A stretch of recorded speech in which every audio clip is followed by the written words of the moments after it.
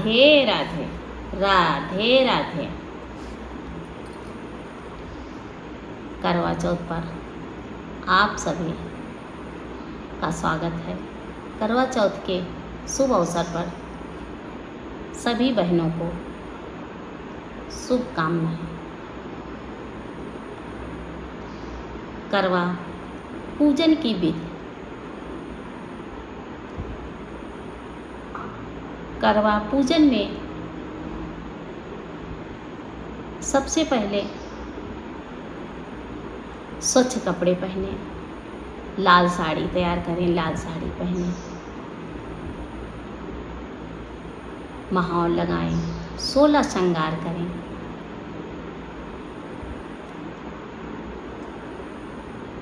सिर ढकें, हो सके तो सिर चूनर से ढकें, क्योंकि चूनर या दुपट्टा का होना बहुत ज़रूरी है। फिर शुद्ध आसन पर बैठें। आपने पहले से ही करवा के लिए चौक तैयार की हुई है। कैलेंडर मिलते हैं, करवा के कैलेंडर मिलते हैं, कैलेंडर ले लीजिए। बहुत सारी कथा की, करवा की कथा की किताबें मिलती हैं, उसमें 4 कहानी लिखी रहती हैं।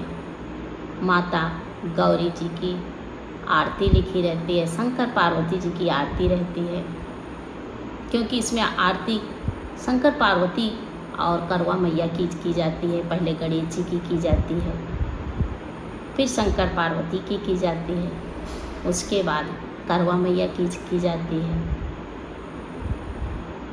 तो और 4 कथाएं पढ़ी जाती हैं अच्छे से, और इसमें अगियारी भी की जाती है। माता जी को पूजा करने के लिए जितनी सामग्री है सब इकट्ठा आप सुबह से कर चुके होंगे। करवा सजाएंगे, अच्छे से करवा सजाएंगे, उसमें सीख लगाते हैं अच्छे से। सीख इधर उधर नहीं होना चाहिए, और करवा को अच्छे से सजाएं। उसको जैसे आपके घर में परंपरा होती उसी तरीके से करवा को भरा जाता है। किसी के यहाँ बतासा चावल से भरा जाता है, किसी के यहाँ जल से भरा जाता है, तो किसी के यहाँ उसके चावल आटा के पेड़े जैसे बनते उससे भरा जाता है। जिसके यहाँ जैसी परंपरा हो, अपना करवा तैयार करिए, उस पर बढ़िया अच्छे से। फिर उसके बाद चौक पे अच्छे से रखिए और पूर्व या उत्तर दिशा में बैठें मुँह करके। और गणेश, शिव का पूरा परिवार और गौरी, विष्णु, सूर्य, दुर्गा का आवाहन करें।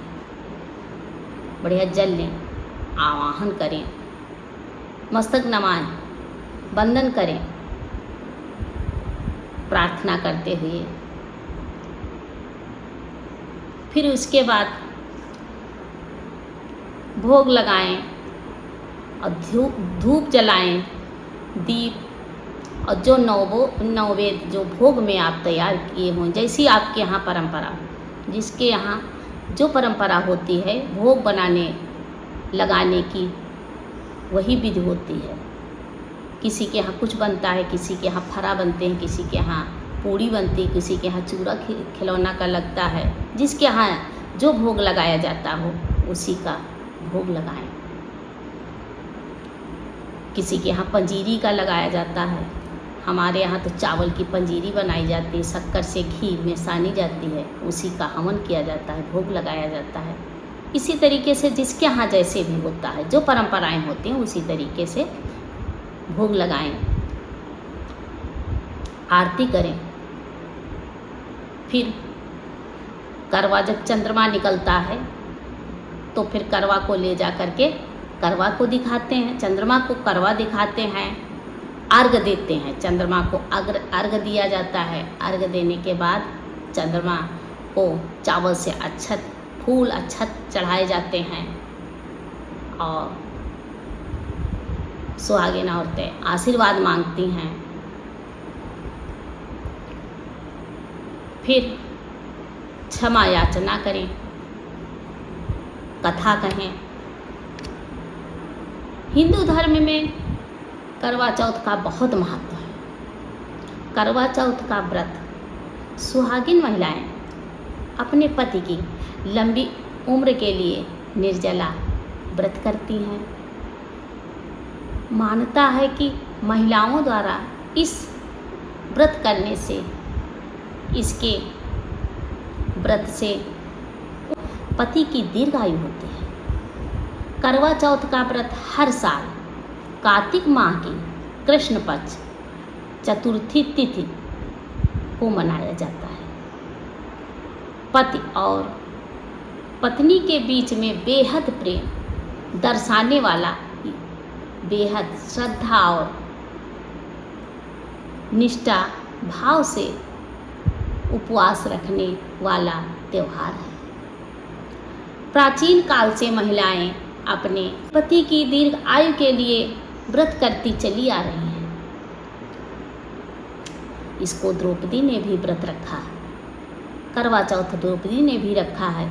इस दिन करवा माता की पूजा होती है। यह व्रत चंद्रमा को अर्घ्य देकर, पूजा करके, देखकर, चंद्रमा को देखकर तोड़ा जाता है। पति अपने हाथों से पत्नी को जल पिलाता है।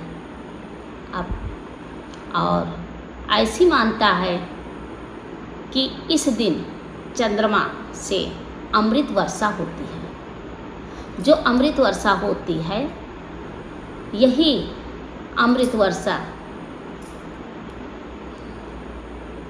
जिससे महिलाएं पूजा करती हैं, उससे चंद्रमा से पूजा करने से जो अमृत वर्षा होती है, वो सुहागिन औरतों के पति पर पड़ती है, जिससे सुहागिन औरतों का सुहाग लंबा होता है, उनकी आयु दीर्घ होती है।